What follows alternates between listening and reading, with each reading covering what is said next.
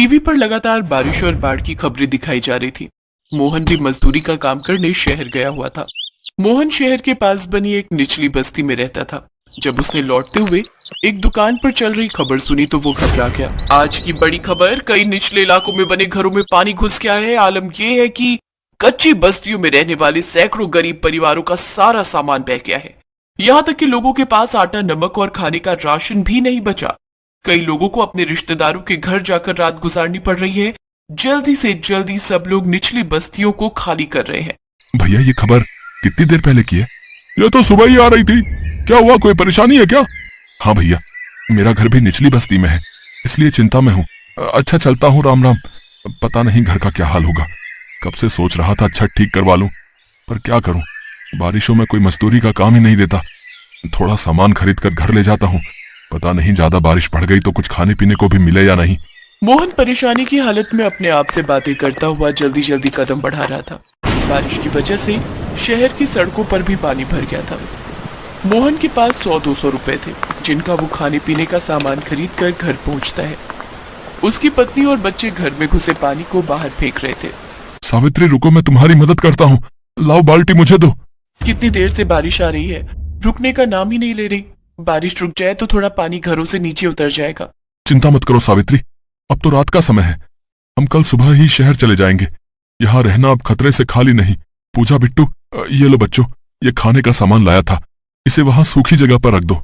मोहन और सावित्री काफी देर तक घर से पानी निकालने का प्रयास करते हैं। कुछ देर बाद बारिश रुक जाती है। माँ बापू, बारिश रुक गई। अगर रुकी रहे तो कोई परेशानी नहीं होगी, फिर से शुरू हो गई तो हमें ये जगह खाली करके जाना ही होगा। ये लो, थोड़ा सा खा लो। जब से आए हो तब से तुमने कुछ भी नहीं खाया।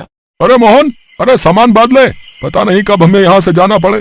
सब लोग बस्ती के बाहर बने बड़े पुल पर जा रहे हैं। हाँ, बांध रहा हूँ, बस थोड़ा कुछ खा लूं। सुबह से कुछ भी नहीं खाया है। सुबह तक देखते हैं क्या होगा। अगर जरूरत पड़ी तो सामान बांध ही लेते हैं, जल्दी जल्दी निकल जाएंगे।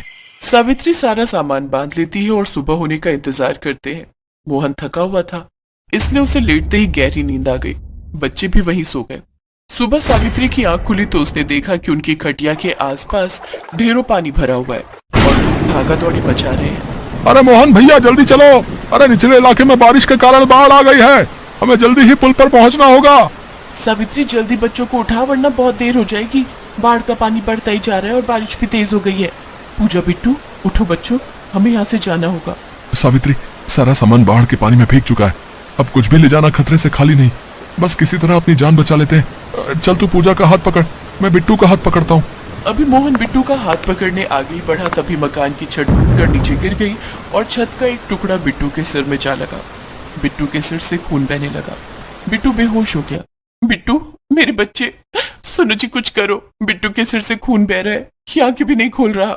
घबरा मत सावित्री, बिट्टू को कुछ नहीं होगा, मैं कुछ करता हूँ। बारिश में बाढ़ के गहरे पानी में मोहन इधर उधर सबसे मदद मांगने लगता है।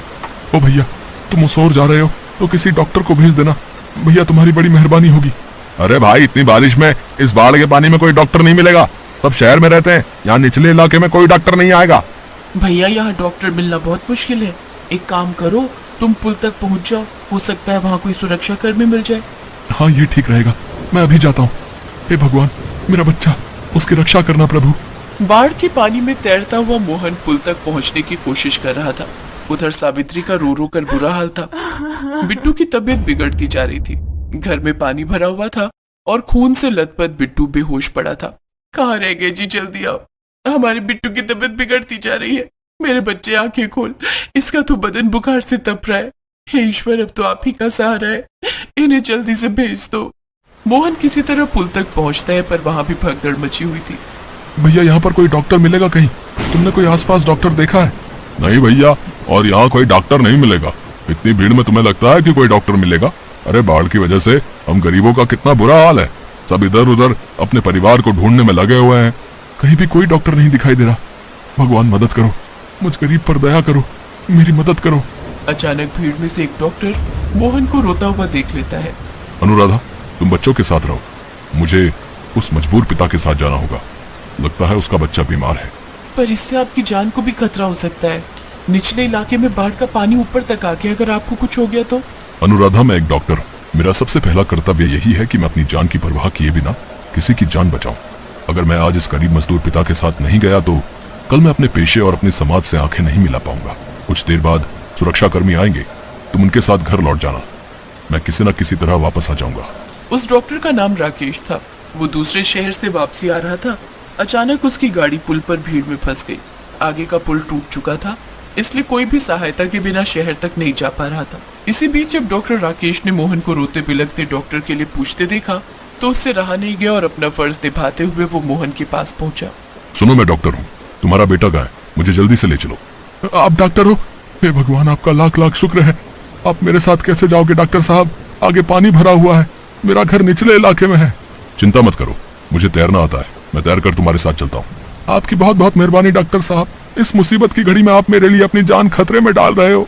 भगवान आपका भला करे डॉक्टर साहब। वो उस तरफ मेरा घर है, आइए डॉक्टर साहब, वहाँ उस तरफ। डॉक्टर राकेश को तैरना आता था। बड़ी मुश्किल के साथ वो मोहन के साथ उसके घर तक पहुंचते हैं। बिट्टू की हालत बहुत नाजुक थी। डॉक्टर राकेश ने जल्दी जल्दी बिट्टू का इलाज करना शुरू किया। आसपास घर में पानी भरा हुआ था, हर तरफ परेशानी ही परेशानी। फिर भी डॉक्टर राकेश ने हिम्मत नहीं हारी। अपना फर्ज निभाते हुए डॉक्टर राकेश ने बिट्टू का पूरी तरह इलाज किया। कुछ समय पश्चात बिट्टू को होश आ गया। बारिश अब तक थम चुकी थी। पानी धीरे धीरे घरों से उतरने लगा, पर घरों की हालत बहुत खराब थी। सब सामान बह चुका था। लोग इधर उधर भूखे प्यासे घूम रहे थे। घबराने की कोई बात नहीं है मोहन, मैंने सुरक्षा कर्मियों को फोन मिला दिया है, वो कुछ देर में यहाँ आ जाएंगे। उनकी तरफ से सभी निचले इलाकों के लोगों को पूरी मदद मिल जाएगी। अच्छा, अब मैं चलता हूँ, बिट्टू को समय पर दवा। जैसे ही डॉक्टर राकेश जाने लगता है, मोहन उनके पैरों में गिर जाता है। डॉक्टर साहब, विपदा की इस घड़ी में कोई भी इतनी सहायता नहीं करता जितनी आपने मेरी की है। मेरे घर के चिराग को बुझने से बचा लिया। मोहन, मैं तो बस अपना कर्म कर रहा था, और कर्म करने की प्रेरणा मुझे ईश्वर देते हैं। उस समय तुम्हें मेरी जरूरत थी, इसलिए मैंने अपना कर्तव्य निभाया, और अब घबराने की कोई जरूरत नहीं है। बिट्टू बिल्कुल ठीक है, अपना और अपने परिवार का ख्याल रखो। डॉक्टर राकेश ने विपदा के समय मोहन की मदद करके एक महान नागरिक होने का परिचय दिया।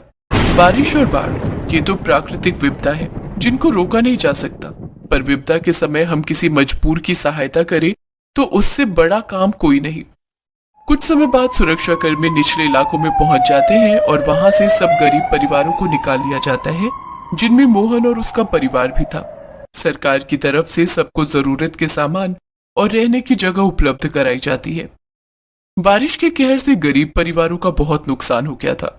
कुछ समय बाद जब मौसम बदलता है तो फिर से जिंदगी की गाड़ी पटरी पर आती है और गरीब परिवार एक बार फिर से नई उम्मीद के साथ जिंदगी के रास्ते पर बढ़ जाते हैं।